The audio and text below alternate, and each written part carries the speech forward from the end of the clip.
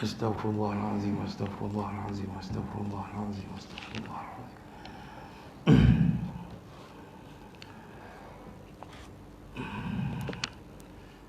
Kita mulakan dengan umul kitab Al-Fatihah. A'udzu billahi minasyaitonir rajim. Bismillahirrahmanirrahim. Alhamdulillahi rabbil alamin. Arrahmanir rahim. Maliki yaumiddin. Iyyaka na'budu wa iyyaka nasta'in. Ihdinas siratal mustaqim. Siratal ladzina an'amta 'alaihim ghairil maghdubi 'alaihim waladdallin. Amin. Bismillahirrahmanirrahim. Assalamualaikum warahmatullahi wabarakatuh. Alhamdulillahi rabbil alamin. Wassalatu wassalamu ala rasulil amin. Sayyidina Muhammadin wa ala alihi wa sahbihi ajma'in. Allahumma salli ala badrit tamam wa misbahiz zalam wa miftahi daris salam wa syamsi dinil islam Muhammadin sallallahu alaihi salatu wassalam. Allahumma aftah alaina hikmataka wa anshur alaina min khazaini rahmatika ya arhamar rahimin. Rabbi syrah li sadri wa yassir li amri wahlul 'uqdatam min lisani yafqahu qawli. Subhanaka la ilma lana illa ma 'allamtana innaka antal alimul hakim. Wala hawla wala quwwata illa billahil aliyyil azim. Bismillahi ma syaa Allah. La yasuqul khaira illallah. Bismillahi ma syaa Allah. La yasrifu su'a illallah. Bismillahi ma syaa Allah. Ma kana min ni'matin faminallah. Bismillahi ma syaa Allah. La hawla wa la quwwata illa billah. Amma ba'du. Alhamdulillah, bersyukur kita kepada Allah Subhanahu wa ta'ala. Dengan rahmat dan kasih sayang Allah Subhanahu wa ta'ala, Tuhan yang berhak disembah, iaitu Allah Subhanahu wa ta'ala, Tuhan yang tidak berbilang-bilang, yang tidak boleh dipecah-pecahkan kepada bilangan, itulah Allah Subhanahu wa ta'ala. Selawat dan salam ke atas junjungan besar Nabi sallallahu alaihi wasallam. Pujian kepada baginda Nabi sallallahu alaihi wasallam dan hormatnya kita kepada baginda Nabi sallallahu alaihi wasallam. Perjuangan baginda kalau dihitungkan, kita ni tak mampu untuk membalas jasa baginda Nabi sallallahu alaihi wasallam. Kerana apa? Kerana perjuangan baginda seluruh dunia, walaupun dalam negara itu minoriti, tetapi pasti ada orang Islam. Maknanya perjuangan baginda ni bukan sekadar di bumi Mekah dan bumi Madinah, dan bukan untuk bangsa Arab, tetapi jasanya tersebar luas sehingga ke seluruh pelosok dunia. Sebab itu Dajjal dia akan turun dalam masa 40 hari. Dikatakan dia akan berjalan di muka bumi ini ke seluruh pelosok dunia. Ustaz, kinta perdana dia sampai tak? Sampai. Subhanallahal azim. Sebab apa? Dia nak menghapuskan agama Islam. Tapi janji Allah, Allah akan pastikan Dajjal ini mati, yang akan dibunuh oleh baginda Isa alaihissalam. Tuan-tuan imam, tuan-tuan Bilal, tuan-tuan guru, hadirin hadirat yang dirahmati oleh Allah sekalian. Jadi kita nak sambung perbahasan dalam kitab Bidayatul Hidayah. Bidayah ni apa tuan-tuan? Siapa ingat? Bidayah ni permulaan. Bidayah, ibtida, ibda, permulaan. Hidayah untuk capai hidayah. Sebelum kita teruskan, hari ini kalau tuan-tuan tengok di Facebook ataupun di YouTube, banyak orang yang membahaskan tentang hakikat, makrifat, syariat, tariqah. Tapi kalau kita tengok apa yang kita belajar, tuan-tuan belajar daripada guru-guru lain tentang akidah yang benar, akidah Ahlussunnah wal Jamaah. Kitab Bidayatul Hidayah ini sebahagian daripada kitab tasawuf. Lepas tu tuan-tuan pula diajar oleh guru-guru lain tentang fiqh.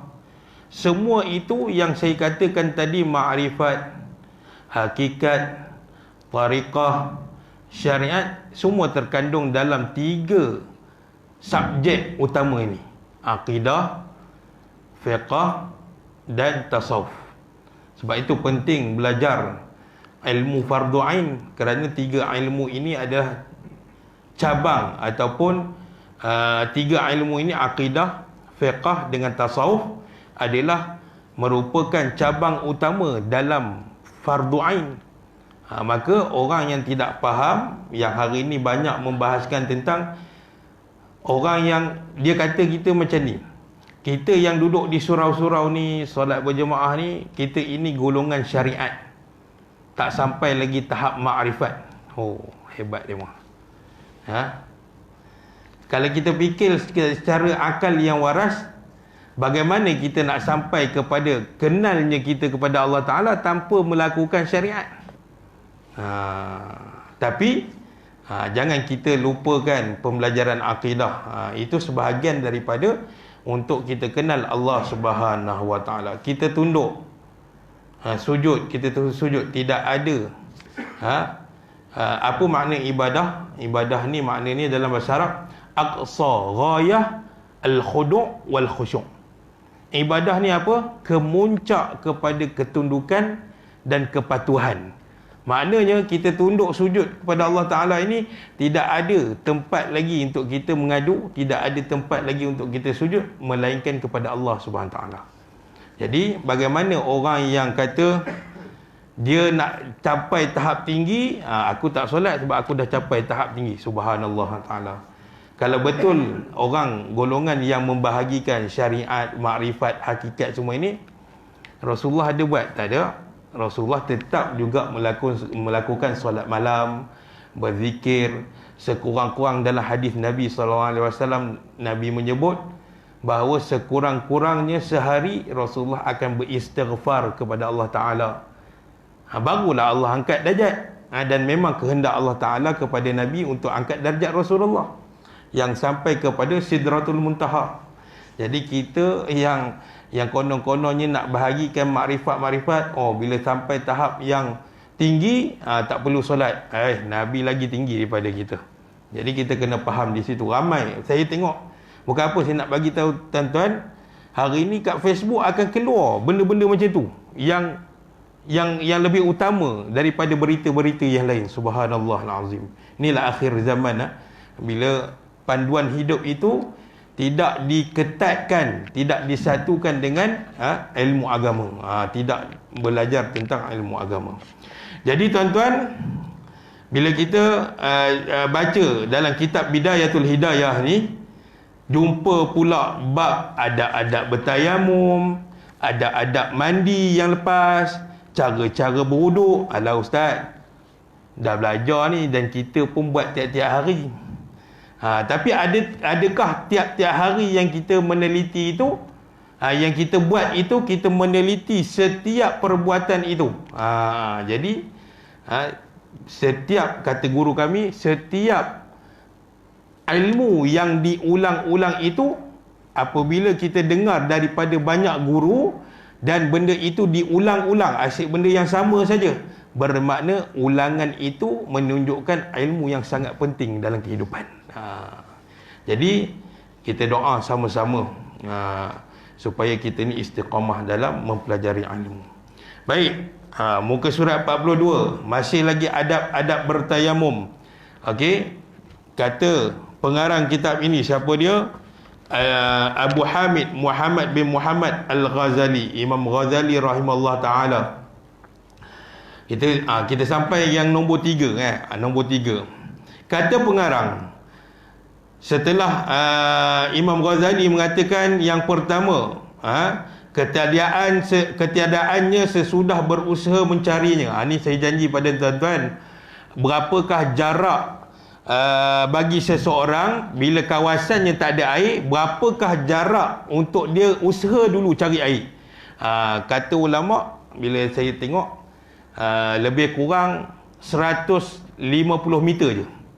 Maknanya bila kawasan tak ada air, yang menyebabkan kita boleh bertayamum, sebelum nak bertayamum kita kena usaha cari air dengan jarak 150 meter. Kalau kita duduk berjiran sekarang, maknanya sebelah kanan 150 meter, bukan kilometer, jenuh tuan-tuan. Itu dah merentas negeri. Maknanya dari kita, rumah kita, kata saya duduk sini 150 meter kanan, 150 meter kiri, depan dan belakang. Maknanya kena cari usaha. Maknanya kita kena pastikan betul ke kawasan kita tu betul-betul tak ada air. Bila kita hidup berjiran, kena tanya jiran, kamu ada air ke?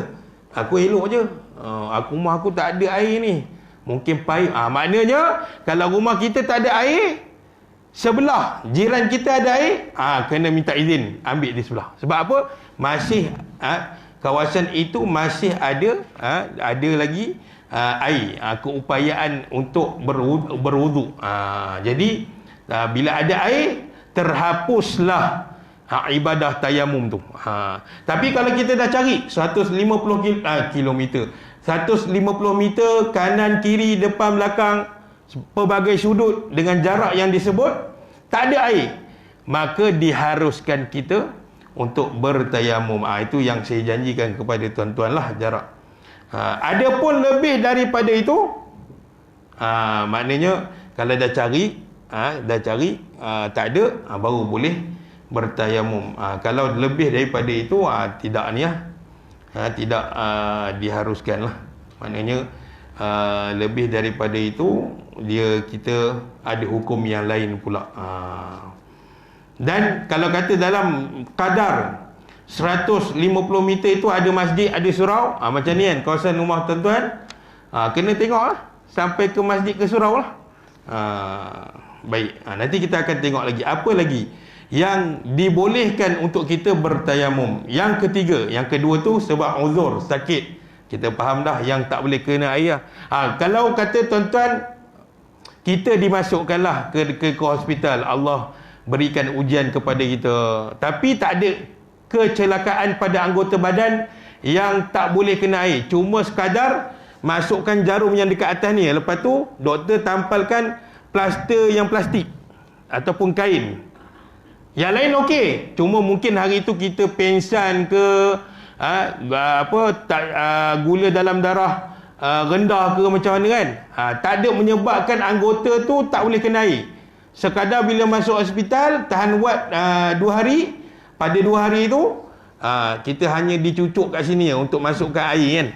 Lepas tu doktor letak selotip dia tu lah, yang plastik tu macam mana, kena minta izin doktor. Sebab di sini bukan ruang yang tidak boleh kena air, sekadar dia nak bagi lekat jarum tu tak tertanggal. Jadi tuan-tuan kena selak supaya bila ambil wuduk itu terkena bahagian tempat yang kena selotip tu. Tapi kadang-kadang doktor-doktor ni, nurse-nurse ni, dia tak faham. Tak faham tu sama ada dua. Satu, jahil kepada agama, ataupun tak nak belajar agama. Jadi kita, makna di sini, tayamum ini macam mana sekalipun keadaan kita, kecuali dalam keadaan nazak betul-betul, tak boleh dah bergerak, kira anggota badan kita dah mati habis, Allah dah tarik nyawa, tinggal saja di kerongkong, maka dalam keadaan sekali apa pun Allah nak kita menunaikan solat. Tak ada alasan.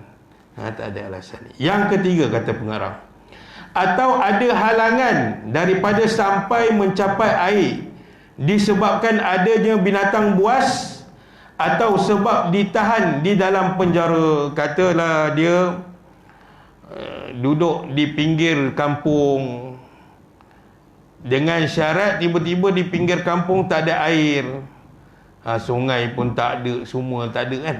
Jadi dia dah usaha cari 150 meter kiri kanan depan belakang, tak jumpa juga. Ataupun kawasan itu dia tak selamat dalam dia tak selamat, maknanya ada binatang buas yang boleh menyebabkan kalau dia pergi untuk cari air dia akan mati. Dia tahu kawasan tu memang kawasan banyak binatang liar, maka dia dah usaha untuk cari, dan dalam kawasan itu memang ada air, sebab ada hidupan liar pasti ada air kan, hidupan liar pun nak hidup. Tapi dia memikirkan kalau dia pergi, nyawa dia tak selamat. Sebab kalau kita belajar tentang maqasidus syariah, dia ada 5. Maqasidus syariah, dia ada 5. Antaranya menjaga nyawa, harta, akal fikiran, negara, semua itulah. Jadi salah satunya adalah menjaga nyawa. Jadi kalau dia pergi tak selamat, isteri dah mengharapkan dia untuk mencari air untuk mereka sembahyang, untuk memudahkan mereka membaca Al-Quran, untuk mereka membuat ibadah. Tetapi dia fikirkan kalau dia pergi ke tempat tu yang ada air dan ada binatang buas, kesian kat anak isteri di rumah kan, dia tak pulang-pulang dah. Jadi disebabkan itu dia diharuskan, dibolehkan. Dengan makna kalau saya sebut diharuskan ni, maknanya dibolehkan lah. Perkara harus ni dibolehkan untuk bertayamum, atau sebab ditahan dalam penjara. Kadang-kadang ada rakyat Malaysia dia buat salah di luar negara, ditahan oleh polis sana, dan penjara di sana tak sekejam penjara di Malaysia. Tambah kalau Allahu Akbar, kalau orang-orang besar masuk ni dilayan dengan VVIP lagi. Kalau di luar negara, lagi kejam. Kadang ada penjara yang di bawah tanah, ada yang memang keluar-keluar tu buta. Sebab apa? Sepanjang duduk dalam penjara tu tak pernah melihat cahaya matahari. Mata kita ni dia jadi sensitif sikit. Kalau dengan jangka masa yang lama tak melihat cahaya, dia boleh jadi buta. Dan dalam penjara itu memang tidak diberi peluang untuk orang Islam untuk membuat ibadah. Maka dibenarkan, dibolehkan, diharuskan untuk dia bertayamum sepanjang dia duduk di dalam penjara itu. Adapun biasanya kalau penjara orang-orang non-Muslim ni, air kadang tak ada. Cuma untuk mereka buang najis, sama ada najis besar ataupun najis kecil, iaitu buang air kecil, ataupun melabur, iaitu najis besar tu, buang air besar tu, mereka hanya pakai tisu je. Jadi dibolehkan untuk dia untuk bertayamum. Ini antara sebab. Ada kisah yang guru saya cerita semasa dia sampai ke negara Yaman. Di negara Yaman tu dia ada tempat-tempat dia, perkampungan dia yang memang bukan orang kampung tu tak nak pasang air, tetapi mereka ni mempraktikkan hal-hal agama.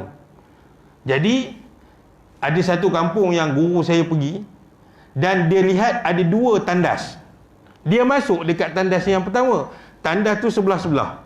Dia masuk dekat tandas yang pertama. Jadi bila dia masuk tandas pertama, dia buang air besar, tengok-tengok kepala paip getah semua tak ada. Yang hanya ada dekat tepi tu batu-batuan. Jadi dia kata apa, terpaksalah dia pergi pindah ke bilik sebelah yang ada air. Dia nak bagi tahu bahawa orang Yaman ni dia bukan saja orang biasa, tetapi mereka juga mengamalkan apa yang diajarkan oleh agama. Maknanya apa? Kita ada 2 pilihan nak masuk ke tandas dia. Sama ada nak beristinja dengan batu ataupun air. Tapi guru saya tersilap masuk ke tandas yang ada batu. Orang Malaysia first time pergi ke negara Yaman, tak tahu. Jadi dia termasuk dekat tandas yang pertama. Jadi di situlah ni keluar sikit daripada bab tayamum. Jadi orang kita dia akan cepat gelabahlah sebab situasi kita situasi yang dalam keadaan yang sangat selesa. Semua Allah beri anugerah. Malaysia ini Allah anugerahkan sumber-sumber galian sangat banyak. Tak pernah lagilah terputus sumber tersebut sehingga hari ini. Alhamdulillah. Jadi yang ketiga tu dikatakan adanya binatang buas untuk seseorang cari air dan terperangkap ataupun dipenjarakan dengan kawasan penjara itu yang ditahan airnya ataupun yang memang orang penjara tidak benarkan. Dia tahu orang Islam masuk ke situ, orang Islam masuk dalam penjara tu, memang dia tahan air terus untuk orang Islam ini melakukan ibadah. Yang keempat, kata pengarang, kata Imam Ghazali, atau kerana air itu sedikit yang hanya mencukupi untuk menghilangkan dahagamu atau dahaga kawanmu. Contoh besar ni ataupun botol yang besar tu, cukup-cukup je tuan-tuan bawa untuk minum, perjalanan jauh lagi, dan tidak ada kedai-kedai contohnya kan, sumber air pahit pun tak ada, tuan-tuan berhenti dekat RNR mana tiba-tiba contoh tak ada sumber air langsung kat situ, dengan kereta rosaknya katakan, tinggal yang ni je ataupun botol besar sikit kan. Jadi air ni aku ada anak isteri dalam ni. Jadi yang mana lebih utama kita utamakan, iaitu dengan kita menjaga nyawa. Sebab badan kita dan di dunia juga 80% kehidupan kita memerlukan air. Jadi kalau kita kena fikir, kalau saya ambil air yang tinggal hanya sebotol ini untuk berwuduk, memang berwuduk ni dia akan jatuh wajib, hukum dia akan jatuh wajib apabila ada perkara untuk kita lakukan itu, perkara yang wajib. Contohnya apa? Kita nak menunaikan solat, maka jatuhlah hukum berwuduk itu hukum wajib. Adapun hukum sunat, seperti tuan-tuan biasalah kan, sebelum tidur boleh berwuduk kan, tanpa buat ibadah yang wajib. Jadi sunatlah jadinya. Jadi tuan-tuan tinggal sebotol saja, maka kena fikir bahawa kalaulah saya ambil air dalam botol ini dengan untuk berwuduk, maka berkemungkinan air itu mungkin tinggal setengah.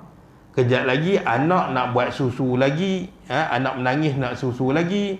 Kejap lagi anak yang nombor 2 pula, anak yang bongsu nak susu, yang nombor 2 pula dahaga, waktu panas, isteri pula juga nak minum, ataupun isteri pun nak berwuduk juga. Menyebabkan nyawa, kalau kita fikir, kalau kita guna air ni menyebabkan nyawa ataupun orang sekeliling kita itu hilang nyawanya kerana ketiadaan air, maka di sini kita kena ambil yang paling aula, iaitu mengutamakan nyawa. Sebab itu dia katakan di situ, yang sedikit yang hanya mencukupi untuk menghilangkan dahagamu, dahaga diri sendiri, maknanya keperluan diri sendiri atau dahaga kawan-kawanmu.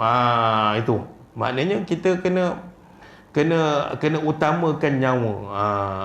Jadi memang kita faham solat tu wajib, tapi ada tak cara yang membolehkan, mengharuskan kita untuk membuat solat? Ada tayamum.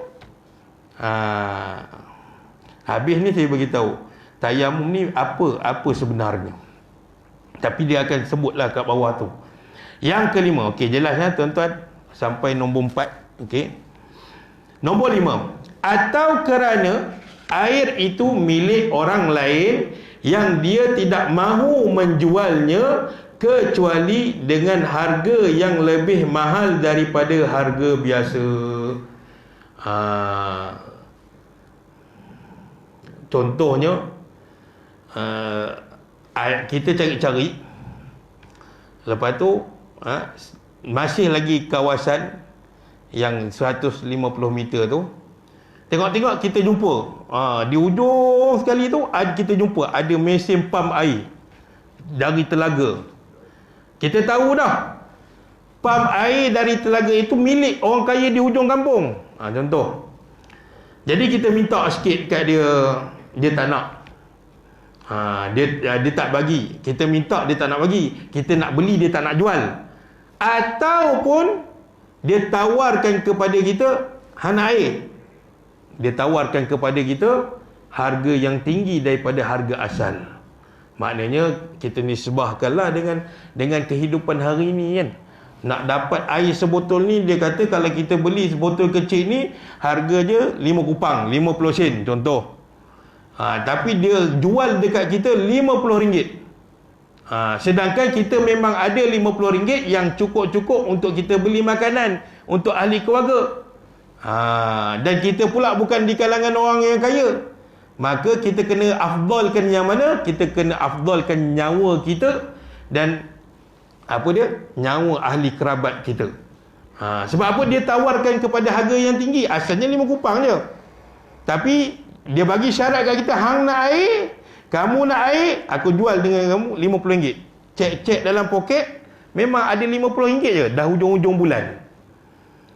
Maka diharuskan untuk seseorang itu untuk bertayamum. Dia boleh tinggalkan orang kaya yang bongkak tu. Dia boleh menggunakan kaedah lain untuk mengharuskan. Tuan-tuan kena ingat, tayamum ni, tuan-tuan ingat sampai bila-bila, tayamum ini apa dia? Untuk mengharuskan. Apa makna mengharus di situ? Membolehkan. Dengan sebab tayamum membolehkan kita untuk menunaikan solat. Di situ. Okey, kita kena faham di situ. Okey. Jelas tuan-tuan? Ni antara sebab-sebab yang dibolehkan kita untuk bertayamum. Ini apa yang digariskan oleh Al-Imam Ghazali rahimahullah ta'ala. Yang keenam, atau kerana luka dan sakit di badanmu yang engkau bimbang atas kemudaratan dirimu apabila engkau menggunakan air. Juga kita boleh masukkan nombor 6 ini termasuk di dalam nombor 2. Cuma di situ dipecahkan kerana apa? Ada sebahagian mungkin orang-orang tua yang memang dah uzur sangat-sangat, yang kulitnya tak boleh kena sejuk air. Dan doktor pun, kita mendapat maklumat tu pun daripada doktor yang thiqah. Kita kena faham tuan-tuan, apa saja dalam perubatan, kalau kita nak dapat maklumat, Islam gariskan kita boleh ikut pandangan doktor tersebut, janji doktor itu thiqah. Thiqah maksudnya ni apa dia? Maksudnya doktor yang Islam. Contoh, isteri kita baru lepas bersalin dan sepanjang dia mengandung tu, dia ada masalah lah, darah dia kejap darah tinggi, kejap darah rendah, kejap lagi gula naik. Jadi doktor cadangkan dekat kita sebelum isteri encik bersalin, dia selepas bersalin nanti dia kena ambil ubat cair darah. Jadi bila ambil ubat cair darah, doktor tu pula doktor non-Muslim. Dia bagi tahu tuan-tuan, okey, doktor non-Muslim dulu. Dia bagi tahu tuan-tuan, dia ada dua pilihan tuan-tuan. Satu, sumber ubat cair darah itu daripada gelatin tumbuh-tumbuhan. Satu, ubat cair darah tu sumbernya daripada oik-oik tu lah, binatang yang diharamkan tu. Dan doktor non-Muslim pula, dia berat kepada lebih baik saya cadangkan kepada encik ambil yang pilihan kedua, gelatin binatang tersebut. Maka kita ada pilihan di situ. Kerana apa? Doktor yang memberitahu kepada kita itu doktor yang bukan thiqah, yang tidak beriman kepada Allah Ta'ala. Tapi kalau doktor Melayu, dia kata, cik, saya minta maaf, memang di Malaysia ini kita tak guna ubat cair darah yang diperbuat daripada gelatin tumbuh-tumbuhan. Yang ada benda tu saja. dengan kadar yang sikit dibolehkan. Kerana apa? Kalau kita tak berikan ubat itu kepada isteri kita yang memang sepanjang dia mengandung tu ada masalah, contoh, maka kalau tak beri, mungkin darah dia akan jadi beku dan mungkin akan menyebabkan sakit yang lain dan memudaratkan nyawanya. Contoh. Tapi bukan dengan kadar yang banyak, dengan kadar yang sedikit yang digariskan oleh syarat. Tetapi dengan syarat dia kena berusaha untuk cari inisiatif yang lain supaya terhindar diri dia daripada benda tu. Dia tak boleh tak boleh terjerumus terus, pilih terus. Tak apa doktor, saya pilih yang nombor 2. Tak boleh. Dia kena cari ikhtiar yang lain. Wallahu alam. Itu kita keluar sikitlah. Jadi nombor 6, sakit ataupun luka yang parah. Contoh anak kita accident, sampai keluar besi, sampai doktor cucuk besi untuk betulkan tulang anak kita semua tu, itu di kalangan termasuk di dalam nombor 6, iaitu luka dan sakit badanmu yang engkau bimbang atas kemudaratannya. Termasuklah simen kaki, simen tangan, termasuklah. Baik, kita tengok bawah tu, Imam Ghazali bagi tahu kepada kita cara-cara lah yang ringkas kepada kita bagaimana nak bertayamum. Kata pengarang, maka dalam keadaan-keadaan ini hendaklah engkau menunggu sehingga masuk waktu sembahyang fardu. Syarat yang pertama, tuan-tuan, nak buat tayamum mesti setelah masuk waktu sembahyang. Tak boleh tuan-tuan datang surau macam tadi, saya terlewat sikit, jangan ikut perangai tu. Tuan-tuan yang datang awal, tuan-tuan dah ambil siap di rumah. Lepas tu tuan-tuan boleh sembang-sembang, bersilaturahim dengan kawan-kawan, sembang-sembang. Jadi bila sampai waktu solat, tuan-tuan terus masuk solat sunat, lepas tu solat fardu. Kalau tayamum tak boleh. Dia kena azan dulu baru dia bertayamum. Dia tak boleh menunggu macam mana tuan-tuan ambil air wuduk tadi dari rumah, boleh lepak-lepak dulu, lepas tu masuk. Tak boleh. Dia kena Tok Bilal azan dulu, baru dia pergi bertayamum. Sebab tayamum ini, apabila ibadah yang kita nak buat, tayamum ini diharuskan untuk satu ibadah saja. Kalau tadi tuan-tuan tayamum untuk solat fardu maghrib, kejap lagi setelah azan isyak, Tok Bilal pun kata la ilaha illallah Allahumma rabb hadhihi da'wati tammah, sampailah habis, baru tuan-tuan kena tayamum semula untuk solat fardu isyak. Dia tak macam wuduk. Wuduk tuan-tuan ambil daripada rumah untuk solat maghrib, lepas tu tak ada perkara yang membatalkan wuduk, tak kentut, minta maaf guna bahasa tu, tak buang air kecil, tak buang air besar, maka boleh tahan sampai isyak pun tuan-tuan boleh. Bilal bin Rabah, Rasulullah mendengar tapak kakinya berjalan di dalam syurga semasa hidup Bilal. Bilal ni siapa? Tukang azan Rasulullah. Tiap-tiap subuh dia akan pergi rumah Rasulullah, ketuk, ya Rasulullah, subuh. Bukan maknanya Rasulullah bangun lewat, tak. Dia awal pergi ke rumah Rasulullah untuk menjemput Rasulullah SAW. Maka Rasulullah tanya, ya Bilal, aku mendengar tapak kakimu berjalan di dalam syurga. Rasulullah tanya kepada Bilal waktu itu masih hidup. Isyaratnya apa tuan-tuan? Confirm Bilal ni syurga. Jadi apakah amalanmu? Ini kita nak tolak orang yang kata baca Yasin bid'ah, buat ni bid'ah. Apa kata Bilal? Ya Rasulullah, aku tak ada amalan yang hebat ya Rasulullah. Dan tu kau buat apa? Selepas saja aku berwuduk, aku dirikan solat 2 rakaat. Setiap kali lepas wuduk, Bilal akan solat 2 rakaat. Nabi tak pernah buat. Kalaulah orang kata baca Yasin, tahlil, ziarah kubur, tahlil di rumah, itu bid'ah, maknanya mereka telah menuduh Bilal bin Rabah juga buat perkara bid'ah. Ni puak-puak yang tak senang duduk dengan ahli sunnah wal jamaah, iaitu puak-puak Wahabi ni.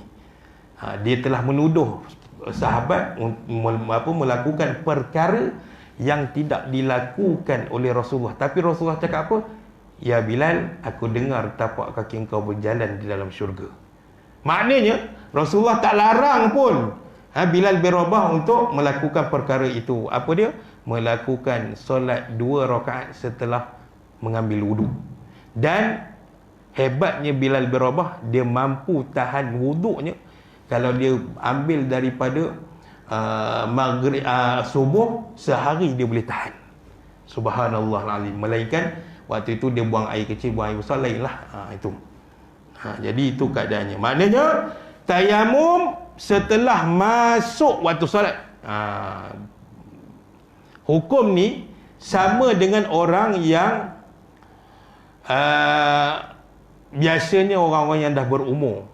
Dia batuk-batuk je, rasa nak terkeluar air kencing dia tu. Jadi hukumnya macam mana? Kalau orang tu selalu terkeluar air kencing, dia kena balut siap-siap. Maknanya setelah azan dia nak solat, setelah azan barulah dia balut kemaluan dia dengan kapas elok-elok, supaya menahan air kencing yang sentiasa keluar. Baru dia berwuduk. Dia tak boleh ambil wuduk awal. Itu kalau hukum orang yang berumur lah selalunya. Yang batuk-batuk batuk-batuk keluar sentiasa, walaupun sikit. Maka hukum dia macam mana? Sama macam tayamum. Setelah azan, dia perlu uruskan kemaluan dia tu, balut elok-elok dengan kapas untuk menahan daripada air najis tu keluar, barulah dia berwuduk. Dan hukumnya sama juga, dia tidak boleh wuduknya tu tak boleh tahan sampai waktu isyak. Waktu isyak dia kena ambil lain. Dia kena buat perkara yang sama.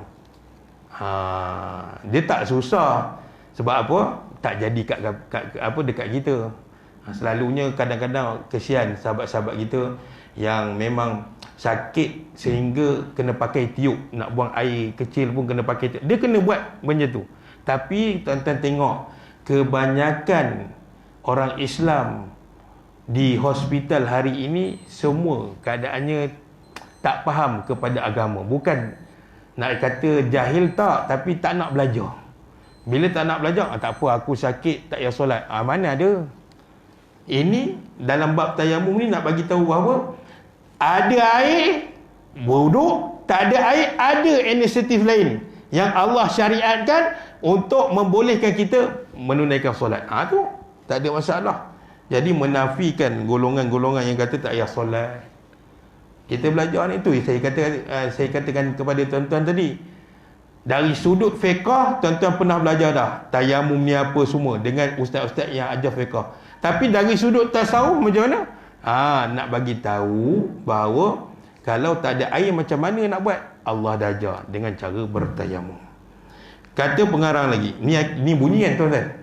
Ni bunyi tak jam ni? Okey, tak bunyi lagi.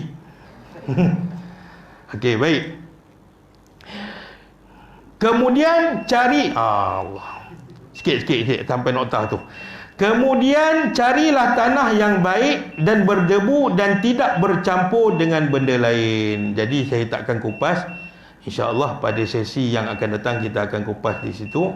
Apakah yang dimaksudkan tidak bercampur dengan benda lain? Maknanya bukan sekadar najis. Kalau tercampur dengan baja, macam mana kan?